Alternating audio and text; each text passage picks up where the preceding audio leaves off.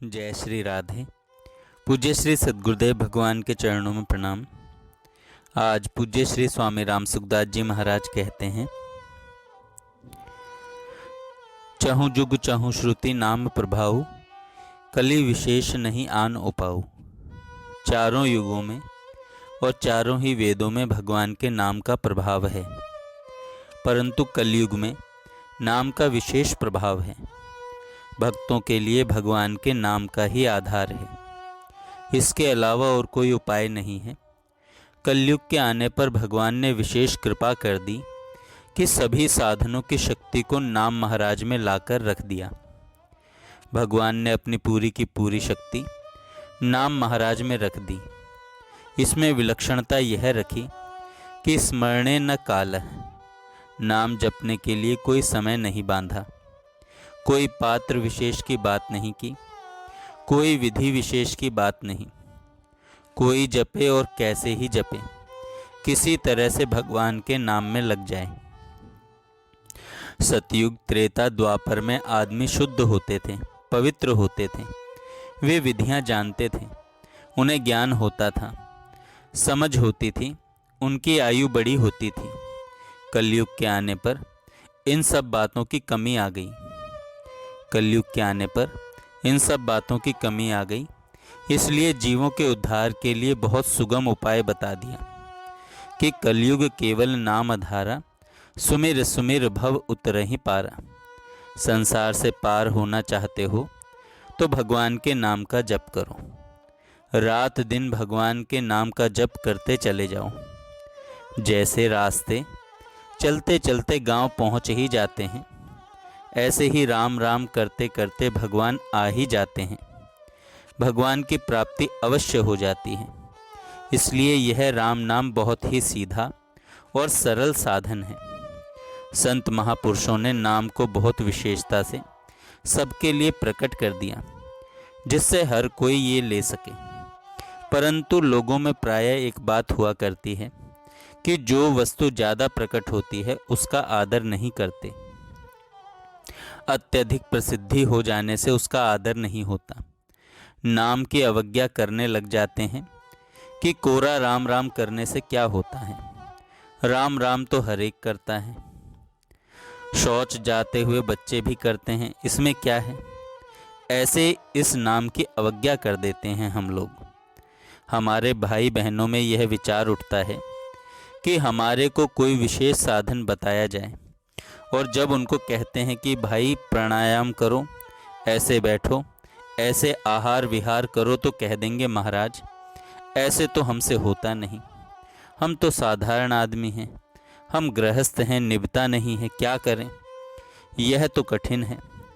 फिर राम राम करो तो वे कहेंगे कि राम राम हर एक बालक भी करते हैं, राम राम में क्या है। अब कौन सा बढ़िया साधन बताएं। अगर विधियां बताएं तो होती नहीं हमारे से, और राम राम तो हर एक बालक कर लेता है, राम राम में क्या है, यह जवाब मिलता है हमें। अब आप ही बताओ उनसे क्या कहा जाए। परमात्म तत्व से विमुख होने का यह एक तरीके से बढ़िया तरीका है। भगवान नाम के प्रकट होते ही नाम में शक्ति, भगवान नाम के प्रकट हो जाने से नाम में शक्ति कम नहीं हुई है, नाम में अपार शक्ति है और ज्यों की त्यों मौजूद है। इसको संतों ने हम लोगों पर कृपा करके प्रकट कर दिया, परंतु लोगों को यह साधारण दिखता है।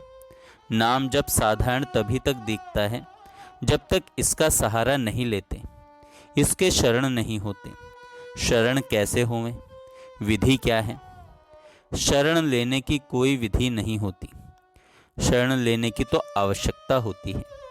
जैसे चोर डाकू आ जाएं, मारने पीटने लगें, ऐसी आफत में आ जाएं तो पुकारते हैं कि नहीं कि मेरी रक्षा करो, मुझे बचाओ, ऐसे चिल्लाते हैं।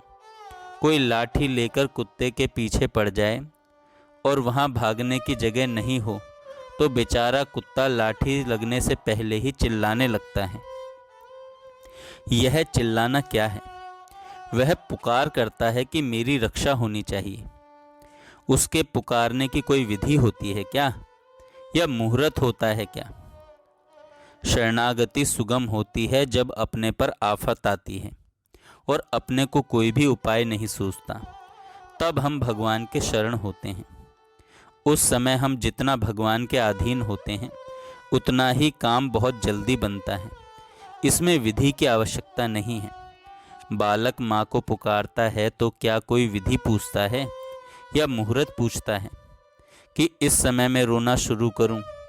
यह सिद्ध होगा कि नहीं होगा, अथवा ऐसा समय बांधता है कि आधा घंटा रोऊं या 10 मिनट रोऊं। वह तो माँ नहीं मिले तब तक रोता रहता है। इस माँ के मिलने में संदेह है। यह माँ मर गई हो या कहीं दूर चली गई हो तो कैसे आएगी? पर ठाकुर जी तो सर्वतः श्रुतिमल लोके हैं, सब जगह सुनते हैं। इसलिए हे नाथ मैं आपकी शरण हूँ। ऐसे भगवान की शरण हो जाएं, उनके आश्रित हो जाएं। इसमें अगर कोई बाधक है तो वह है अपनी बुद्धि का, अपने वर्ण का, अपने आश्रम का, अपनी योग्यता, विद्या आदि का अभिमान।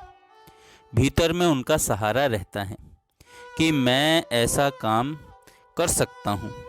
जब तक यह बल, बुद्धि, योग्यता का अभिमान रहता है तब तक सच्ची शरण नहीं हो सकता।